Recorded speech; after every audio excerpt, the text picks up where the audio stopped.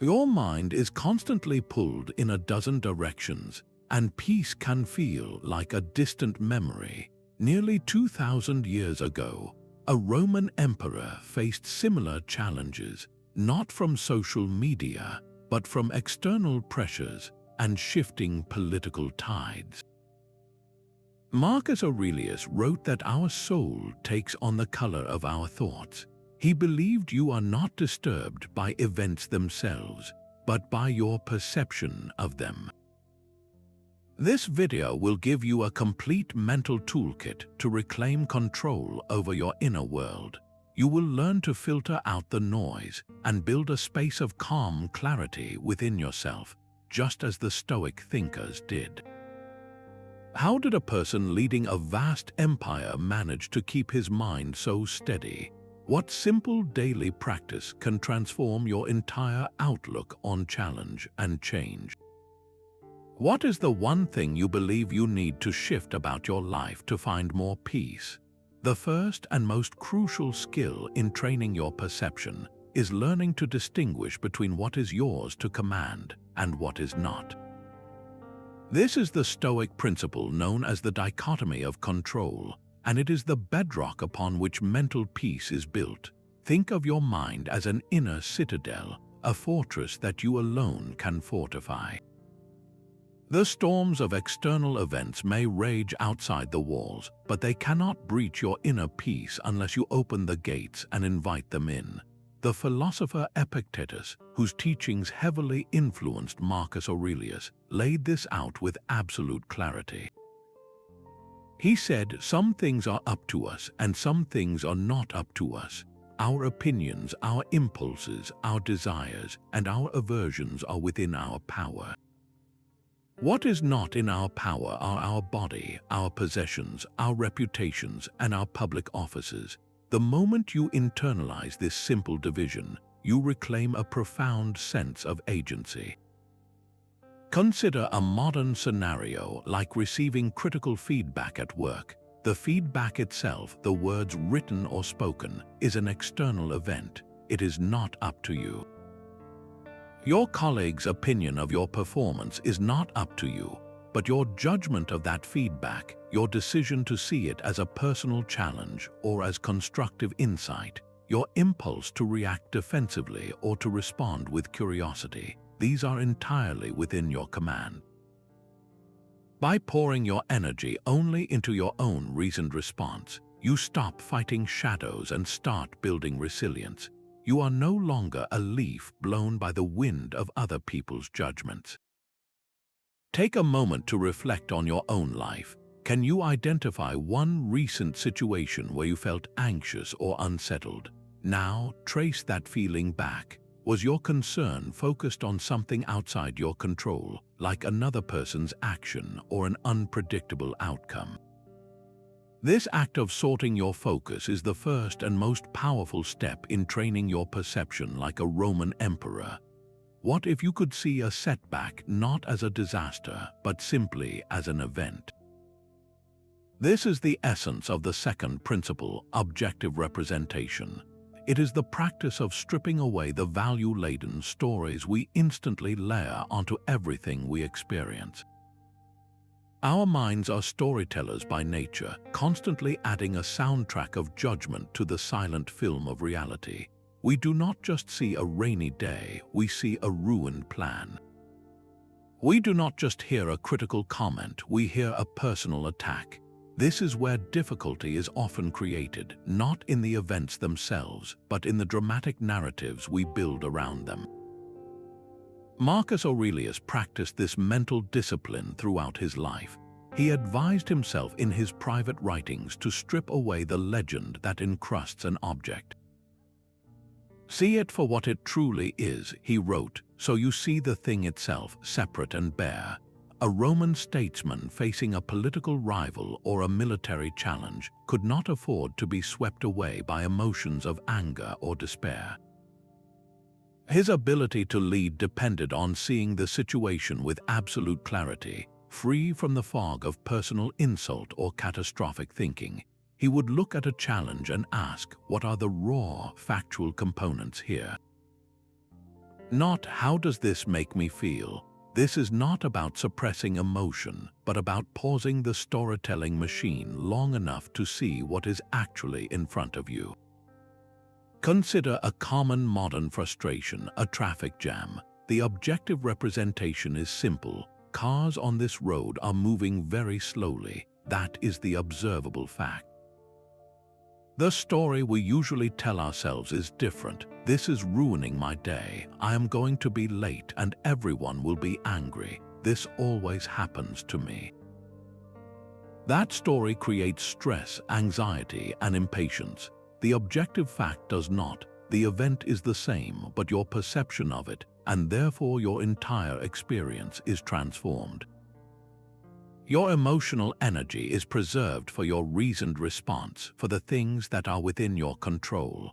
You can choose to listen to an audiobook or use the time for reflection instead of burning with frustration over an immovable line of cars. This week, try a simple exercise. When a minor annoyance arises, perhaps a spilled drink or a last-minute change of plans, pause for just a moment. Describe the situation to yourself in purely factual, neutral terms. A glass tipped over and liquid is on the table.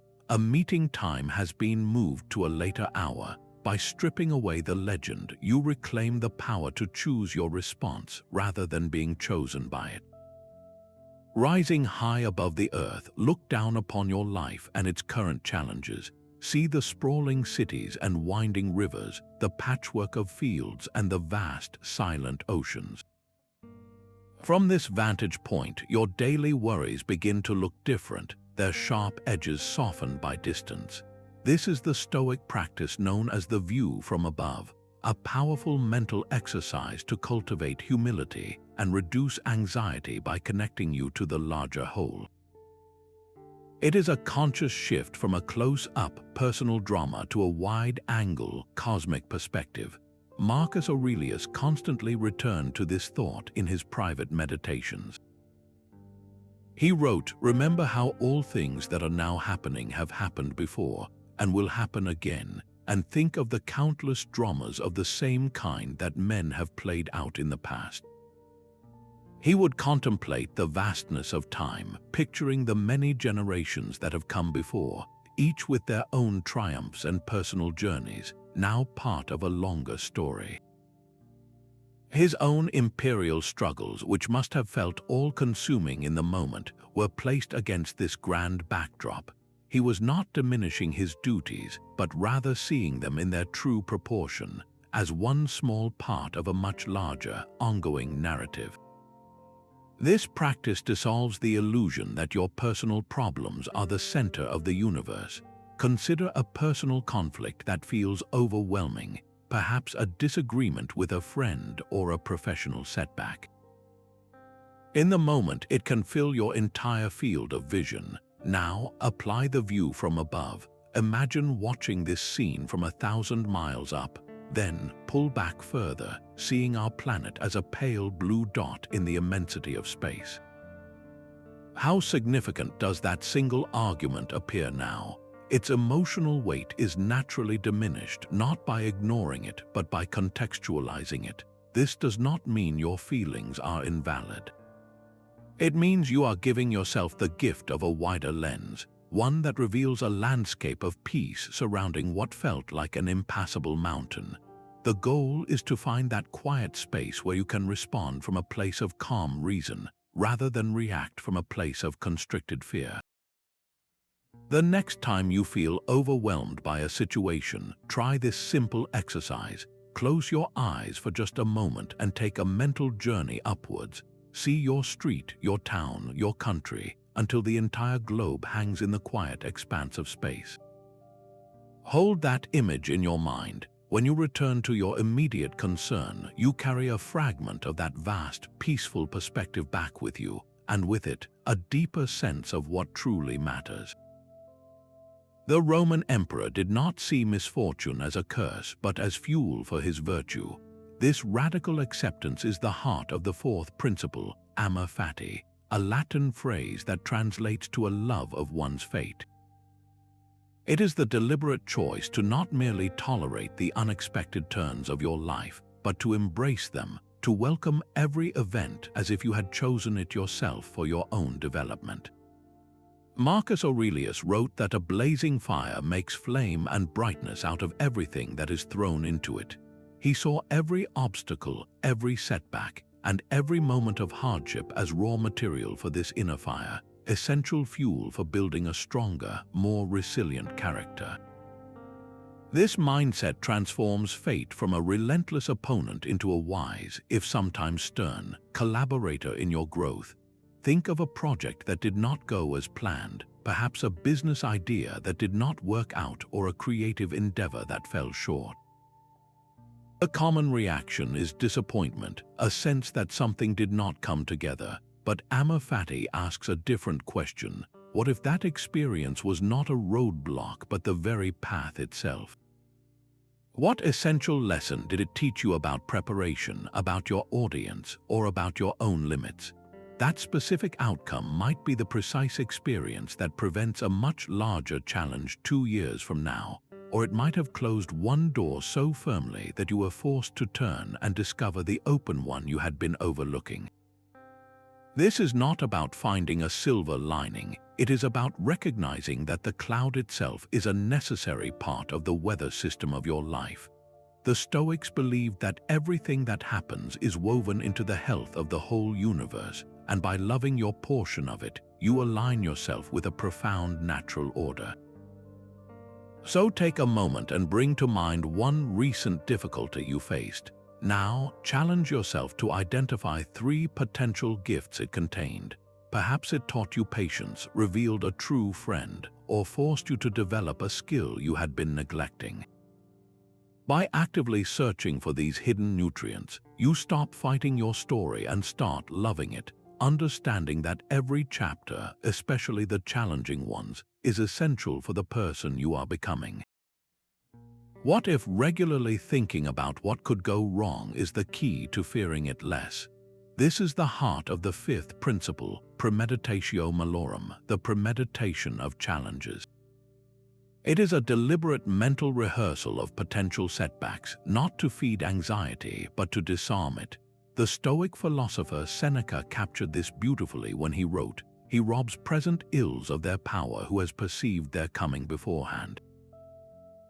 By visualizing a difficulty in the safety of your own mind, you drain the event of its element of surprise and the shock that often follows. You are not practicing worry, you are practicing your response. Imagine you have to give a major presentation. The common approach is to hope for the best and avoid thinking about the negatives, but premeditatio malorum invites you to do the opposite. Close your eyes and vividly picture the scenario going poorly. The projector fails, your voice shakes, the audience seems disengaged. Now, the essential second step. Visualize yourself responding to each of these events not with panic but with calm composure. You acknowledge the technical issue with a light remark and continue without the slides. You take a slow breath, feeling your voice steady as you speak from your knowledge. You maintain your dignity regardless of the audience's reaction. By rehearsing this version of yourself, you are not inviting trouble, you are building a mental blueprint for unshakable poise. This exercise transforms the unknown from a source of fear into a field of prepared action. Apply this to a smaller, daily frustration. Perhaps you are anticipating a difficult conversation. Mentally walk through the possibility of the other person becoming upset or disagreeing with you. Then see yourself listening patiently, speaking with clarity, and keeping your inner calm regardless of their tone. You are programming your mind to default to strength when under pressure. The goal is to look potential hardship in the eye and realize you have the capacity to face it with reason and resilience. This week, choose one small concern and give this practice a try. What do you discover about your own inner strength when you meet a challenge in your mind before you meet it in your life? In an age of likes and comments, our sense of worth can become tied to outside voices. Every piece of praise can feel like a boost to our identity, while every critical word can land like a personal blow. The sixth principle, cognitive detachment from praise and blame, offers a profound antidote to this modern anxiety. It is the practice of insulating your self-worth from the shifting winds of public opinion by anchoring it to something far more stable, your own virtuous character. The Stoic teacher Epictetus, born into a life of hardship, offered a simple yet radical teaching on this. He said that if someone were to comment on your body, you would not take it personally because you know your body is not truly you. So why, he asked, do you take personally the remarks about the soul that inhabits the body, the part that holds your judgments and choices? He argued that the praise of others is as outside our control as the weather, and just as separate from your inner moral worth.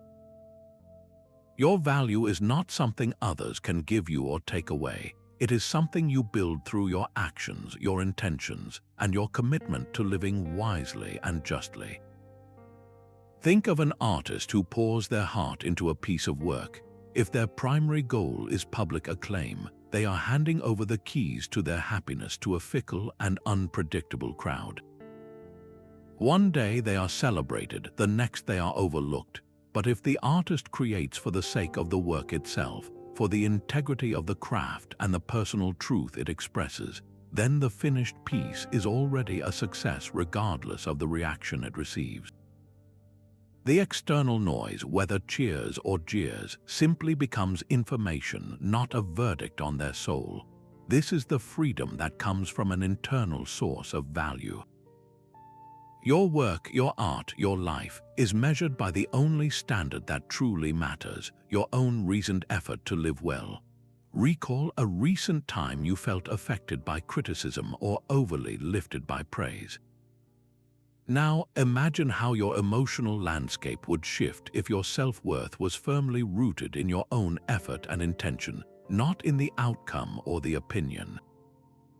What if you could receive both flattery and fault with the same calm acknowledgement, seeing them as information about the world, not definitions of your character? This is the unshakable ground you stand on when you train your perception to see your own virtue as the only true measure of your worth. Training your perception requires retraining your desires, wanting only what is good and right. This is the seventh principle, the discipline of desire, a profound shift from chasing external rewards to valuing only your own moral purpose. The frustration you feel when things do not go your way often comes not from the event itself, but from a desire that was misplaced from the start. You may have wanted a specific outcome, a particular job, a certain reaction from someone, all things that lie outside your complete command. The ancient teacher Epictetus offered a clear path through this. He taught that freedom is not secured by fulfilling your every desire, but by mastering your want for anything beyond your own reasoned choice. Freedom is won not by filling your coffers, but by quieting your soul's endless longing for externals. Consider the desire for a promotion. The common approach is to fix your heart on the new title, the higher salary, the corner office. These are all outcomes dependent on the decisions of others, the health of the company, factors ultimately outside your control. Tying your happiness to this result is like building your house on sand that shifts with every corporate tide. The discipline of desire asks you to reframe this completely. Instead of desiring the promotion, you desire to perform your duties with excellence, integrity, and focused skill. You want to be a more collaborative colleague, a more diligent worker, a person of reliable character. These are virtues, actions entirely within your power. This realignment transforms the entire experience. If the promotion comes, you receive it with humble acknowledgement. If it does not, you are not defeated because you still achieved what you truly desired. You acted with excellence. Your success was internal, and therefore it cannot be taken from you. Your peace is no longer held hostage by a future you cannot guarantee. Take a moment to reflect on your own life. Identify one desire you hold that is tightly bound to an external outcome, perhaps a specific goal or a particular person's approval. Now challenge yourself to reframe it. What is the virtuous action, the internal quality, the effort of character that lies at the heart of this want? Can you desire that quality itself, making it your sole focus? When you want only what is truly yours to give, you discover a freedom that no outside circumstance can ever threaten. The Stoic emperor knew that right action, performed for the benefit of all, was its own reward. This is the eighth principle, the discipline of action, a commitment to engage with the world from a place of duty and service, while remaining completely detached from the fruits of your labor. You have already learned to master your desires and perceptions, but this is where you put that inner training to work in the outer world. It is the natural partner to the discipline of desire, focusing not on what you want, but on how you act. Marcus Aurelius constantly reminded himself of his role within the larger human community. He wrote, "What brings no benefit to the hive brings none to the bee." Your actions, no matter how small, are contributions to the whole. The key distinction here is between the action itself and its outcome. Your effort to help, to create, to improve a situation that is entirely within your command. How your action is received, whether it succeeds or fails, whether it is met with gratitude or indifference, these results lie largely outside your control. Tying your peace of mind to the outcome is like a farmer planting seeds and then worrying every day it does not rain. The Stoic focuses only on the planting, on doing the work with care and skill, and then accepts whatever weather follows with the same steady resolve. Think of helping a colleague with a difficult project. You offer your time and insight because it is the right thing to do, because it serves the common good of your workplace. The disciplined action is the help itself. If your colleague later takes full credit or if the project still fails, your virtuous act remains untarnished. It was good when you did it, and no external result can change that inherent goodness. You acted like the bee, fulfilling your nature for the health of the hive. This week, challenge yourself to perform one small, anonymous act of kindness. It could be as simple as tidying a shared space without mentioning it, or sending an encouraging note to someone who will not know it was from you. Perform the action for its own sake, and then let it go. Pay close attention to the quiet satisfaction that arises not from recognition, but purely from the act of contributing to the world around you. The most life-affirming thought a Roman emperor carried was the constant reminder of his own transition. This practice, known as memento mori, was not a dark fixation but a bright light to illuminate the path of a virtuous life. It is the ultimate tool for cutting through the noise of trivial concerns and focusing on what is essential.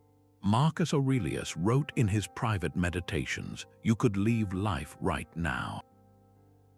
Let that determine what you do and say and think. He was not fostering fear, but instilling a profound sense of urgency and clarity.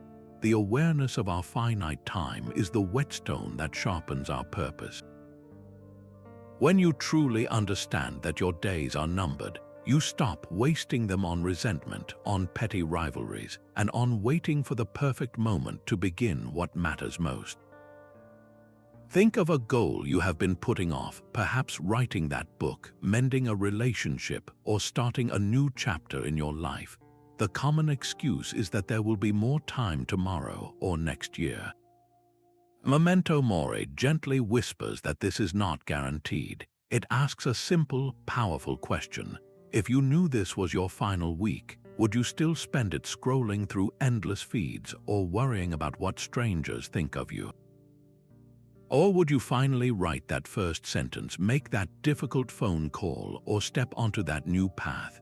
This is not about sorrow, it is about vitality. It is about using the reality of your own journey to infuse your present with more meaning, more courage, and more love. So take a quiet moment and reflect on this. If today truly was your last, what one thing would you do differently? What long-postponed act of kindness or courage would you finally perform? The answer is not a source of sadness, but a compass pointing directly toward your most authentic life. What if seeking out small amounts of discomfort is the secret to becoming invulnerable to fortune's whims? This is the 10th principle, the practice of voluntary discomfort, a deliberate and temporary step into hardship to prove to yourself that you are stronger than your circumstances. The Roman thinker Seneca advised his friend Lucilius to set aside a certain number of days each month during which he would be content with the scantiest and cheapest food, and with coarse clothing. He wrote, "You will be nurturing your virtue and experiencing a simpler way without ever feeling its sting."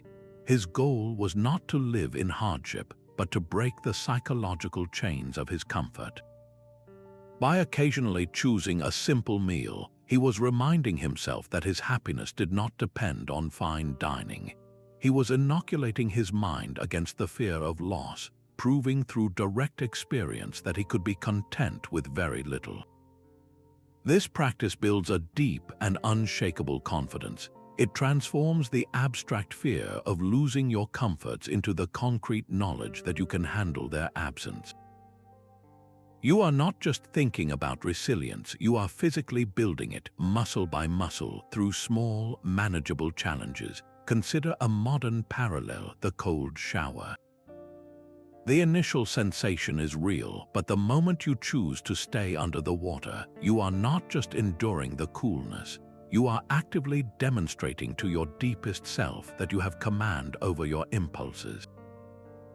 You are proving that comfort is a preference, not a necessity for your peace. This simple act strengthens your will, making you less reactive to the smaller, unexpected interruptions of your day. You become like a tree that has weathered many small storms, its roots growing deeper with each one. This week, challenge yourself to one small act of voluntary discomfort. It could be taking a walk in brisk weather without a heavy coat, pausing a meal and using the time for reflection instead, or turning off entertainment for an evening to sit in quiet. The goal is not to push yourself too hard, but to discover the quiet power that lies just on the other side of your comfort zone. What hidden strength might you find when you willingly step into a small challenge and discover you are more than capable of handling it? A skilled sailor does not fight the wind but adjusts the sails. This is the heart of the 11th principle, the art of acquiescence, a graceful and intelligent yielding to the inevitable currents of your life. Stoic acceptance is not a passive surrender to helplessness. It is an active, strategic choice to align yourself with reality, conserving your precious energy for the things you can genuinely influence. You stop exhausting yourself by pushing against an immovable wall and instead turn your attention to the open door nearby. Marcus Aurelius reflected deeply on this, writing in his private thoughts that whatever the universal nature brings is both timely and beneficial. To struggle against it, he noted, is to set yourself against the very nature of the whole, a futile and draining endeavor. Think of a long-anticipated flight that is suddenly cancelled due to weather. The storm system, the airline's decision, the grounded fleet, these are the winds you cannot control. The common reaction is to fight this reality, to fume with frustration, to complain at the gate agent, to mentally replay how this disrupts your plans. This is like the sailor shaking a fist at the gale. The art of acquiescence invites a different response. You acknowledge the situation without internal resistance. The flight is cancelled. This is the new reality. Now, with the energy you saved by not fighting, you can act. You rebook your ticket. You find a quiet corner to finally read that book. You call a friend you have been meaning to catch up with. You adjust your sails. the delay becomes an unexpected pocket of peace or productivity rather than a source of stress. This week, bring to mind one situation you find yourself resisting, perhaps a change at work or a shift in a personal relationship. Ask yourself, what would it look like to adjust my sails here? What single, small action could I take that works with this new reality rather than against it? The moment you stop resisting the wind, you discover the power to chart a new and often wiser course. The most important construction project of your life is not a house, but an unshakable inner fortress. This is the ultimate aim of all your perception training, the creation of a mental citadel where your peace and principles reign supreme, untouched by the chaos outside its walls. Think of every previous principle you have learned as a brick in this structure. The dichotomy of control forms the deep foundation, objective representation builds the sturdy walls, and the view from above provides the watchtower for clear perspective. Amor fati and memento mori are the inner courtyards where you find purpose, while the disciplines of desire and action are the gates through which you engage the world without losing your center. Each practice adds another layer of strength until you have built a refuge of reason and virtue that no external event can ever truly breach. Marcus Aurelius described this sanctuary in his private writings, stating that people seek retreats for themselves in the country, by the sea, or in the hills, but you can go into yourself whenever you like. Nowhere, he observed, can a person find a more peaceful and trouble-free retreat than in his own soul. This is not about escaping the world, but about having a sacred space to return to, so you can face the world from a place of unshakable calm. When a wave of stress or frustration threatens to overwhelm you, you can consciously withdraw to this inner citadel. Picture yourself stepping through its gates, leaving the noise and pressure outside. Within these walls, there is only the quiet hum of your own reasoned judgment. Here, you can assess the situation without the distorting lens of panic or ego. What is truly within your power here? What is the objective reality stripped of its frightening story? From this place of quiet strength, your response will be one of composure, not reaction. So take a quiet moment now to envision your own citadel. What does it look like? Is it a sunlit library of calm thought, a stark mountain fortress of resolve, or a simple, quiet garden of peace? More importantly, what principles form its unshakable foundation? Is it built on integrity, on compassion, on courage? Defining this inner sanctuary is the final step in training your perception to stand firm, like a wise leader in the midst of life's endless campaign. How did you strengthen your character today, and where did you falter? This simple, nightly inquiry lies at the heart of the 13th principle, the practice of evening review. It is a quiet conversation with yourself, a gentle audit of the day's events, not to dwell on missteps, but to learn from them and steadily refine your inner growth. The Stoic philosopher Seneca dedicated time to this ritual each night. He described how he would question his own soul, asking, "What habit of yours have you improved today? What difficulty have you faced? In what part are you better?" His purpose was not self-criticism, but the kind of honest reflection a gardener gives to their plants, noting what needs more support and what is thriving. This is the final polish on the day's work, ensuring you grow a little wiser with each sunset. To begin your own review, try a simple 3-question format.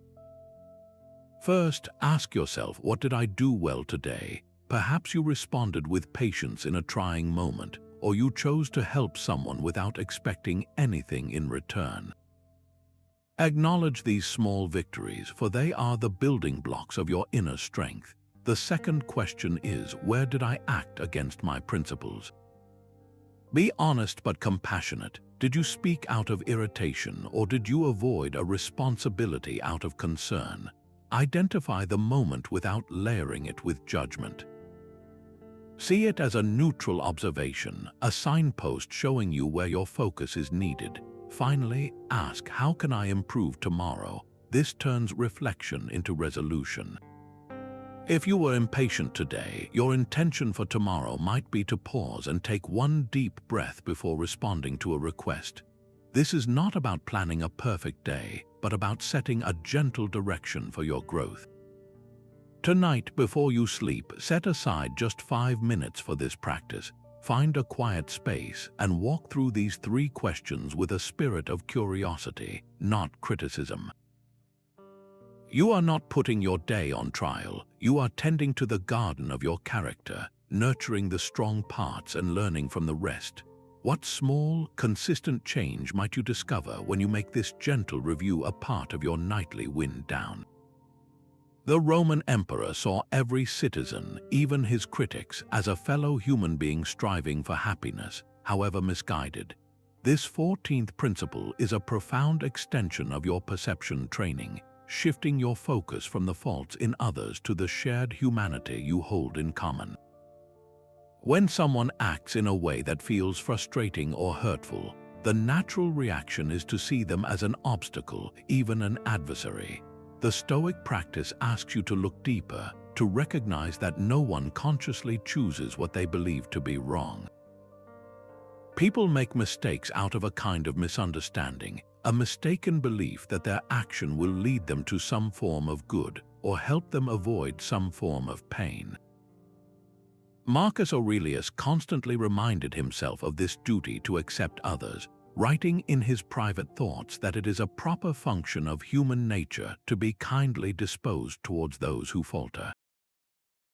He saw even the most difficult individuals as necessary parts of the same universal reason, and to be upset with them, he noted, was as pointless as being upset with a fig tree for producing figs.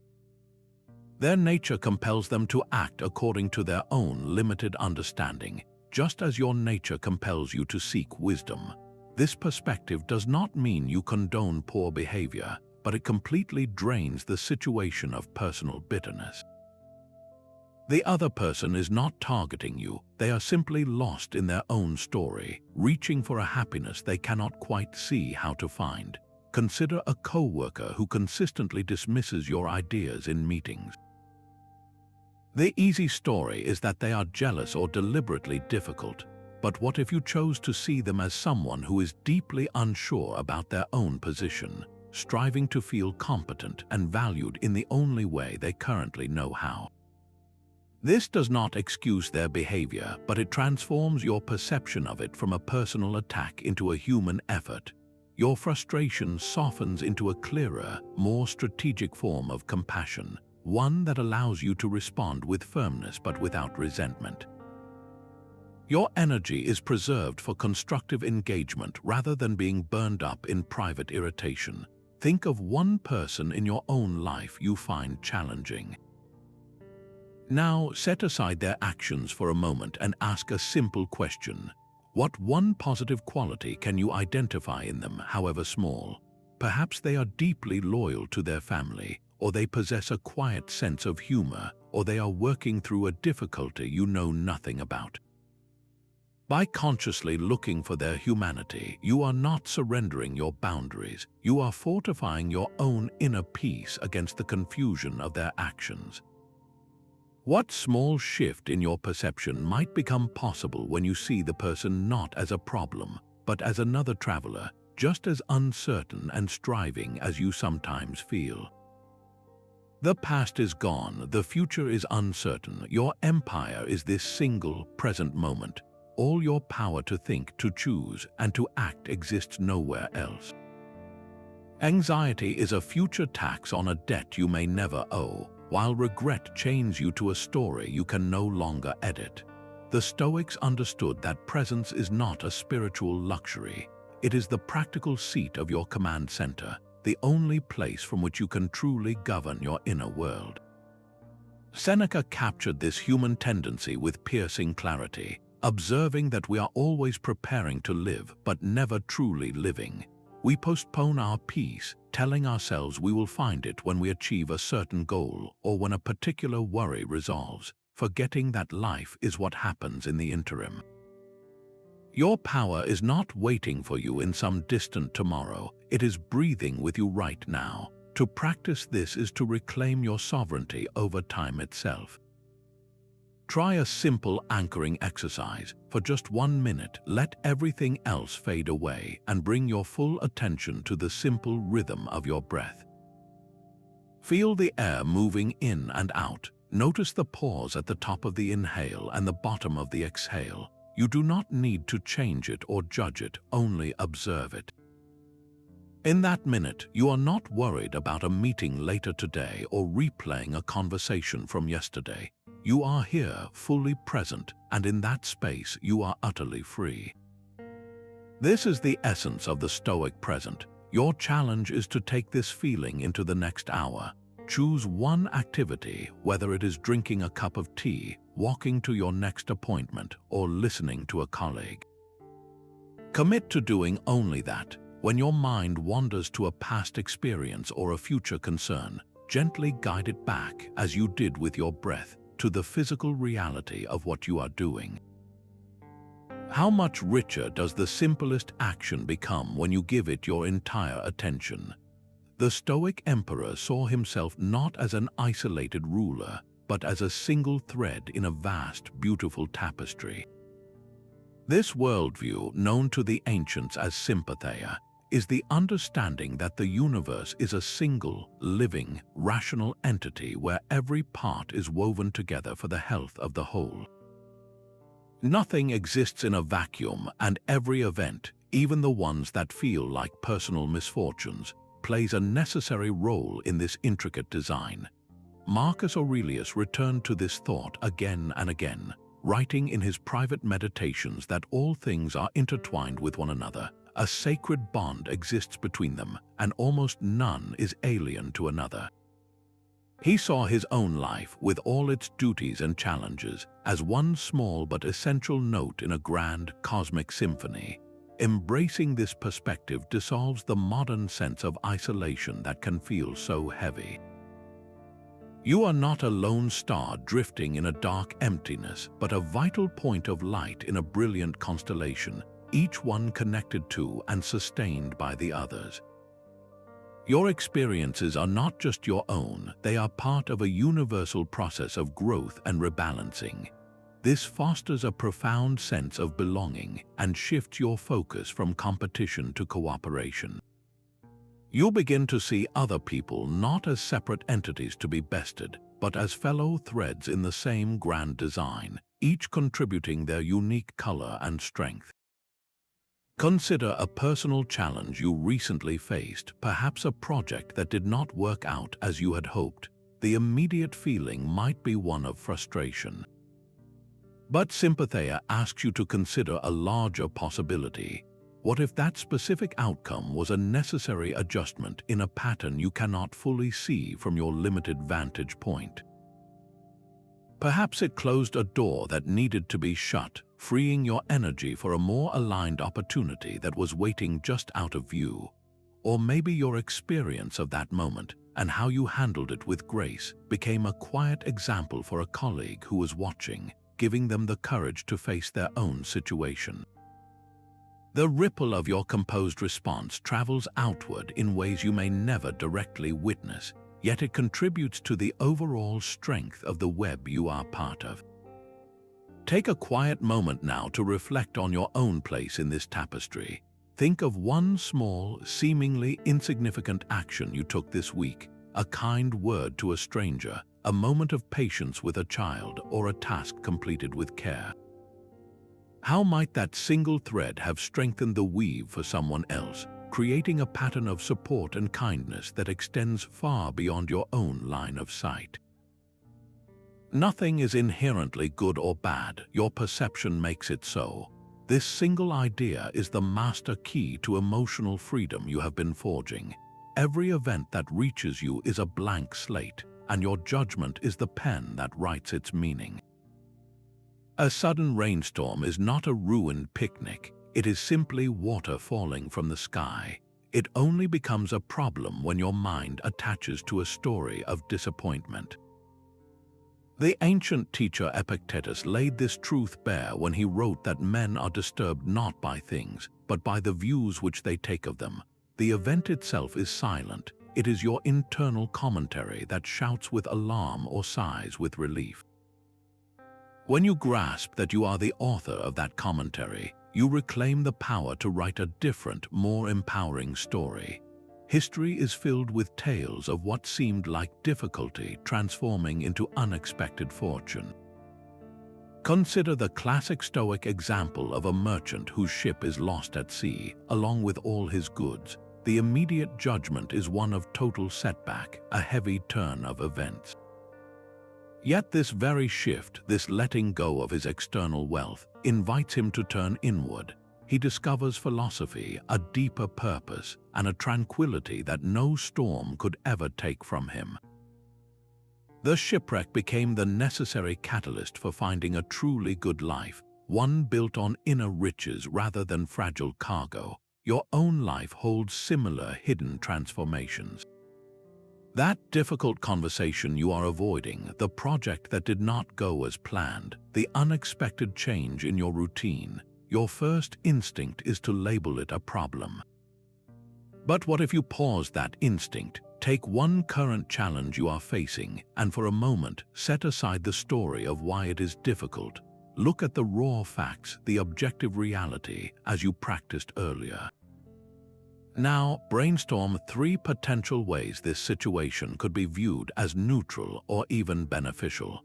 Perhaps this obstacle is teaching you a new form of patience you deeply needed.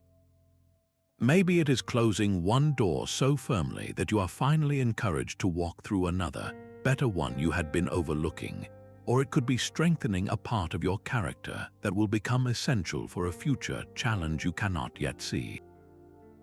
By consciously choosing to see the neutral ground in any event, you are not ignoring difficulty, you are disarming it. You are taking back the pen and discovering that you have the power to write a story of resilience, no matter what the world brings to your page. In a world that often demands our attention, the emperor cultivated the profound strength found in quiet moments. This 18th principle is the deliberate practice of stepping away from the crowd, not to escape your duties, but to return to them with renewed clarity and purpose. Solitude, in the Stoic sense, is not loneliness. It is a chosen conversation with your deepest self, a quiet room where you can hear the whispers of your own reason above the noise of the world. Seneca wrote about this often to his friend Lucilius, advising him to seek retreats for himself, while noting that the most vital retreat is the one you make into your own mind. He observed that a person who is never alone is always in the company of their own untrained and restless thoughts. By regularly withdrawing, you give those thoughts space to settle, allowing your core principles to rise to the surface like clear water. Think of the last time you sat in a room with no screens, no music, no distractions of any kind. For many, this feels unfamiliar at first because we are so used to constant input. But that initial restlessness is precisely the point. It is the mental muscle, long unused, waking up. In that quiet space, you are not doing nothing. You are engaging in the most vital work of all, the work of self-governance. You can review your actions, plan your responses, and realign your desires with your virtue, all without the distorting noise of outside opinion. A practical way to begin is with a daily walk, but with a simple adjustment. Leave your phone and headphones behind. Do not try to force any grand insights. Simply walk and observe. Notice the rhythm of your breath, the feeling of the ground under your feet, the play of light through the trees. When a thought about work or a personal concern arises, acknowledge it without judgment and let it pass like a cloud moving across the sky. This is not meditation in a formal sense, but an active, walking solitude where you practice being the sole occupant of your own mind. Your challenge is to carve out just 15 minutes today for this practice. Find a quiet space, whether indoors or outside, and simply be with your own thoughts. Do not judge them as good or bad, just observe the flow. What is the first thing your mind reaches for when the external noise fades away? This quiet dialogue is where you will find the resolve to face the crowded world, not with exhaustion, but with a calm and steady strength drawn from within. What would the philosopher king version of you do in this situation? This question is the heart of the 19th principle, the practice of acting as if. It is a method of self-creation where you consciously choose to embody the wise, courageous, and just person you aspire to be, not as an act of deception, but as a form of practical self-modeling. You are not pretending to be someone else. You are giving your highest self a voice and a posture in the world, until that posture becomes your natural stance. The Stoic teacher Epictetus urged his students toward this very approach. He taught that we are not to merely recite philosophical principles, but to be the person of good character we claim to admire. He said, if you did not learn these things in order to demonstrate them in practice, for what purpose did you learn them? The learning is in the living, and the living begins when you decide to act from that place of virtue right now. Consider a difficult conversation you need to have, one where you feel the familiar pull toward defensiveness or irritation. Instead of being swept along by that initial impulse, you create a moment of pause. In that space, you ask the pivotal question, how would the ideal version of me, the one grounded in patience and understanding, handle this exchange? Then you consciously begin to speak and listen from that place. Your tone may soften, your questions may become more thoughtful, your need to win the argument may dissolve into a desire to find a shared resolution. You are not faking it, you are allowing your best nature to take the lead, and with each repetition, that pathway in your mind becomes more worn, more accessible, until it is the default road you travel. Your challenge is to select one single virtue, perhaps patience in long lines or courage in stating a difficult truth, and for the next full day, consciously act as if you already fully possess it. When the moment arises, do not wait to feel patient, act patient. Do not wait to feel brave, act brave. Observe how this deliberate embodiment shifts not only your actions, but the very quality of your inner experience. You are sculpting your character through your own choices, one conscious act at a time. We all have heroes. The Stoics made a hero of perfect wisdom. They called this ideal the sage, an imaginary figure who always perceives reality with flawless clarity and acts with complete virtue. You will never meet this person, and that is precisely the point. The sage is not a historical figure to be perfectly copied, but a mental compass, a north star for your own moral reasoning. When you are unsure which path to take, you can ask yourself a simple question: what would my sage do in this situation? This question instantly cuts through the fog of your own immediate impulses, your fears of what others might think, or your desire for an easy way out. It lifts your perspective from the messy details of the moment to the clear, high ground of principle. The ancient Stoics often used historical figures like Socrates or Cato as rough models for this ideal. They did not seek to replicate every aspect of these lives, but they admired specific qualities like the unwavering commitment to truth in the face of great pressure, or a resolute integrity even when it came at great personal cost. These individuals served as living reminders that such strength was possible, that a human being could align their actions so completely with their understanding of what is right. Your sage does not need to be a famous philosopher. Your personal exemplar could be a fictional character, a family member, or a composite you build from the best traits you have observed in others. The key is to define the core characteristics of this wise presence. Is your sage profoundly patient, refusing to be rushed into anger? Is your sage courageously kind, offering compassion even when it is difficult? Is your sage impeccably honest, speaking truth with a calm and steady voice? Take a moment now to define your own sage. What three virtues form the unshakable core of this idealized self? When you face a moment of confusion or temptation, bring this figure to mind. You are not comparing yourself to an impossible standard to feel inadequate. You are using a powerful mental tool to access the very best of your own judgment, the part of you that already knows the wise and courageous thing to do.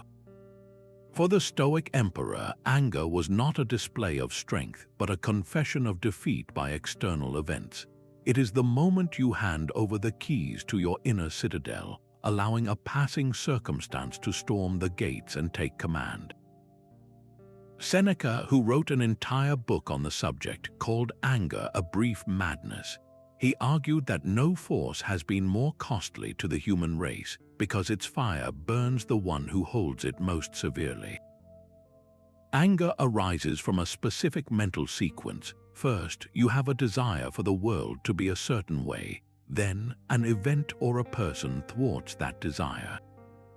Your mind instantly judges this thwarting as an injury, an injustice that should not have happened.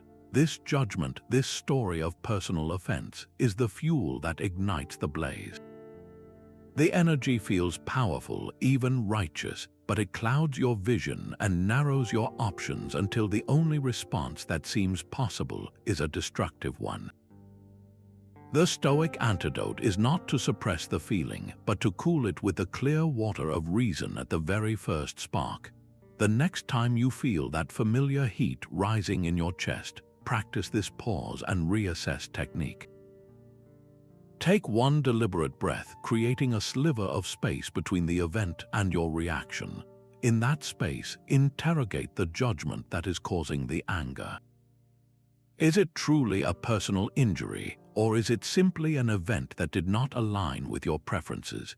Is the other person a malicious villain, or are they, like you, acting from a flawed understanding, striving for their own version of good in a misguided way? By questioning the story, you drain the anger of its justification. Recall a recent flash of anger you experienced, perhaps in traffic or during a difficult conversation. Look past the surface trigger and ask yourself, what was the underlying desire that was being blocked? Was it a desire for control, for respect, for a perfectly smooth plan? And what was the specific judgment you made, the story of unfairness or insult, that turned a simple blockage into a personal attack? When you see that the root lies in your own expectations and interpretations, you reclaim the power to change them, choosing a response that builds rather than burns. Gratitude is the Stoic's secret weapon for seeing the abundance that is already here. This practice, known as the gratitude filter, actively retrains your mind to scan for what is present and good, effectively crowding out the mental habit of focusing on what is missing or wrong. It is a direct and practical extension of amor fati, the love of your fate, because to be grateful for an event is to fully accept its place in the whole of your story. It is the conscious recognition that nature, or the universe, provides not just challenges to strengthen you, but constant gifts to sustain you. Marcus Aurelius began his own private writings with a profound exercise in this very practice.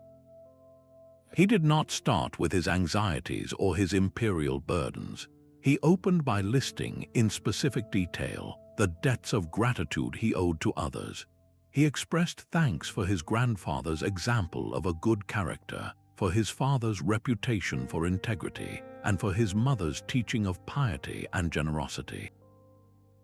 He even extended his gratitude to the gods for the good health he had enjoyed and for the guidance that prevented him from straying further into certain errors.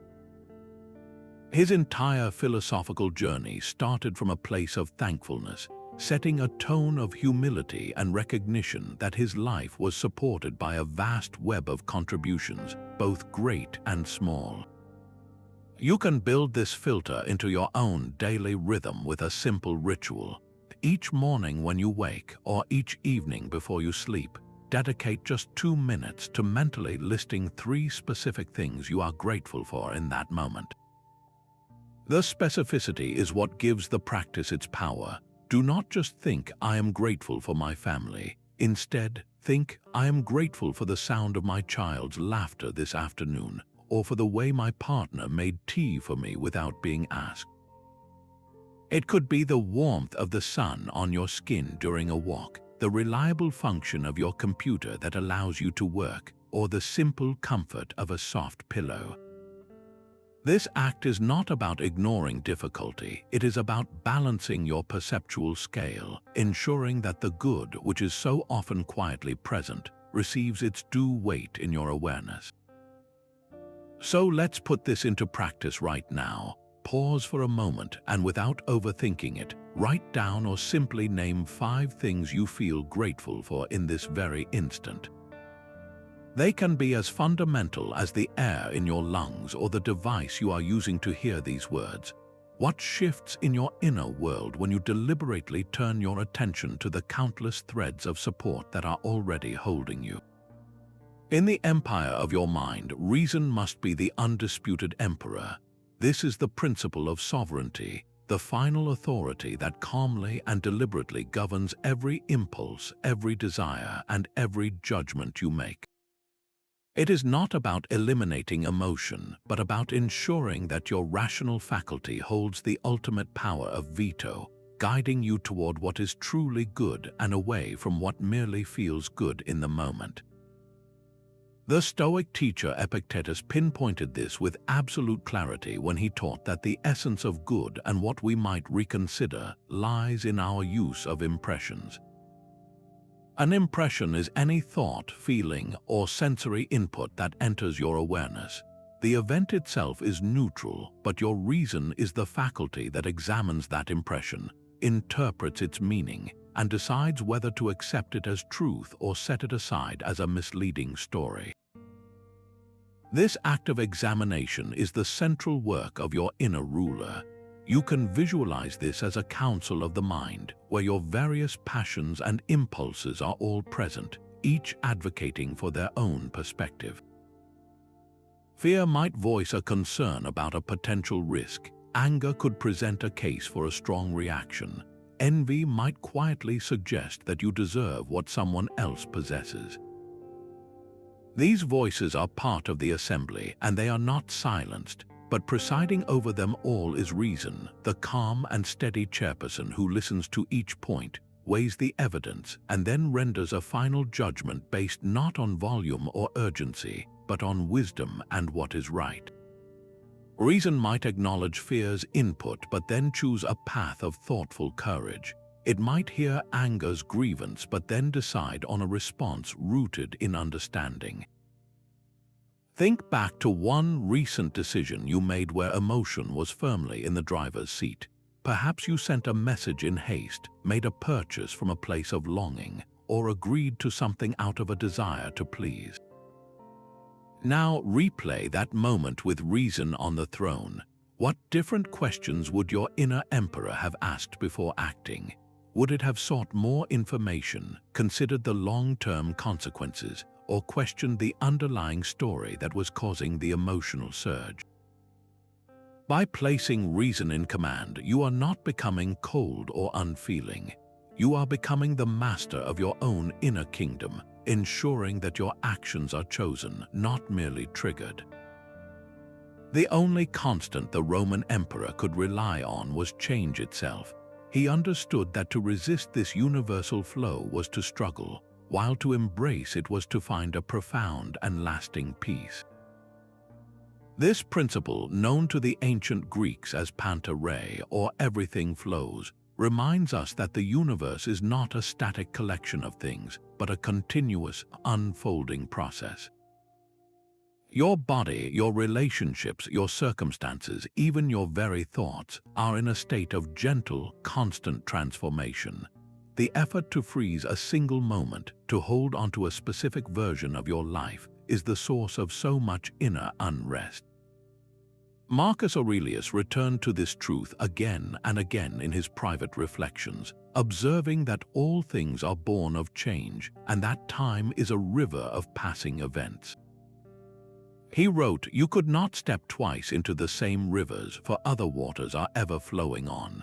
He saw his own life, his power, and his legacy as just one more turn in this endless current, beautiful precisely because it was fleeting.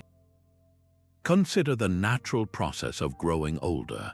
We often resist this change, viewing each new line or silver hair as something taken away. But what if we saw it as the river of life, carving wisdom and experience into our features? Each phase, from youth to maturity, offers its own unique gifts and perspectives. The energy of youth gives way to the depth of understanding if we are willing to accept the exchange. In the same way, the closing of a relationship, while often difficult, is not a break in the natural order. It is the ending of one chapter in the story of two lives, a necessary shift that makes space for new growth and different connections for both people. The ache comes from holding tightly to the way things were, instead of honoring the beauty of what was, and then opening ourselves to what may be. This week, find a quiet moment to look at a familiar object in your home, perhaps a cherished photograph or a well-loved piece of furniture. Instead of seeing it as a permanent fixture, consciously acknowledge its temporary nature. Recognize that it, and your relationship to it, is in a gentle state of flux, and that this impermanence is what makes your shared moments so precious. What deeper appreciation might you find when you see the fleeting beauty in everything you hold dear? What if you could meet this moment as if for the first time, without old stories and judgments? This is the essence of the 25th principle, the practice of the beginner's mind, a conscious effort to set down the weight of your past experiences and see the reality in front of you with fresh, unbiased eyes. It is a direct path to the Stoic ideal of pure objectivity, because your preconceptions are like a filter, coloring everything you see and limiting the range of your possible responses before you have even begun. You do not see the person in front of you, you see your accumulated history with them. You do not face a new challenge, you face the memory of every past challenge that felt similar. The Stoic teacher Epictetus offered a crucial insight for this practice when he taught his students to receive sense impressions without immediately adding the layer of a value judgment. He said that when you first encounter an event, simply note what it appears to be. Do not instantly label it as good or bad, threatening or welcome. That initial pause, that space between the raw event and your story about it, is where your freedom lies. Consider a routine conversation with your partner or a close friend. You walk into the room and you have 1,000 past interactions informing your expectations. You might assume you know exactly what they will say or how they will react. The beginner's mind invites you to consciously set all of that aside. Listen to their actual words, not the version you are prepared to hear. Notice their tone and expression as if you were a visitor from another country, observing without a pre-written script. You may be surprised to discover a nuance you had been missing, a feeling you had overlooked, simply because you finally created the space for it to exist. Your challenge is to choose one routine activity tomorrow and perform it with your full, first-time attention. It could be your morning commute, your first sip of coffee, or a walk you take every day. Instead of doing it on autopilot, engage all your senses. Notice the colors and sounds you normally filter out. What small, unnoticed detail might you discover when you grant the ordinary the curiosity it deserves? Stoic wisdom is worthless if it stays in the books. Its value is proven only in action. This is the ultimate synthesis of all the principles you have learned, the final bridge between knowing the path and walking it with your own 2 feet. The ancient teacher Musonius Rufus put it with stark simplicity when he said that philosophy is nothing else than to search out by reason what is right and proper, and to put it into practice. The entire purpose of training your perception is not to become a scholar of ancient texts, but to become an artisan of your own character, shaping it through the raw material of your daily life. Every moment of frustration, every unexpected delay, every minor inconvenience is the training ground. This is where your inner strength is built, not in quiet contemplation alone, but in the busy world of human interaction. The ultimate test of your progress is not how you feel during a peaceful meditation, but how you behave when someone cuts you off in traffic, when you are stuck in a slow-moving line, or when you face a sudden pressure at work. In those raw, unscripted moments, your perception is either your master or your servant. Do you default to the old stories of impatience and grievance, or do you access your training, seeing the objective reality and choosing a response aligned with your principles? Your commitment now is to move from the theoretical to the tangible. Choose just one principle from this journey, whether it is the premeditation of challenges or the discipline of action, and commit to practicing it consciously for the next 7 days. Observe the subtle shifts not in the world around you, but within your own mind. What small, consistent change becomes possible when your philosophy is no longer a set of ideas, but the very breath of your daily existence? Your mind is now a fortress, its walls built from the timeless principles of a philosopher king. This entire journey has been the careful construction of a resilient, clear, and virtuous inner kingdom, a space where you alone are sovereign. We began by learning to sort the world into what is ours to command and what is not, the bedrock of the dichotomy of control. We practiced letting go of the dramatic stories we tell ourselves to see events with objective clarity. We explored the profound freedom that comes from accepting our path, embracing every turn as essential fuel for our growth, and we anchored ourselves in the only moment we ever truly possess, the eternal present where all our power resides. Marcus Aurelius left us with a guiding light for this entire practice when he wrote that the soul becomes dyed with the color of its thoughts. Your inner world, your peace, your very character is shaped by the quality of your perceptions. So now, a final reflection for you to carry forward. How would your world transform if you fully stepped into this role, if you became the unwavering sovereign of your own perceptions, meeting each day with the calm reason of an emperor? We would love to hear which principle resonated most deeply with you on your own path. Share your thoughts in the comments below, and if you are ready for more guides to living wisely, subscribe to continue this journey together.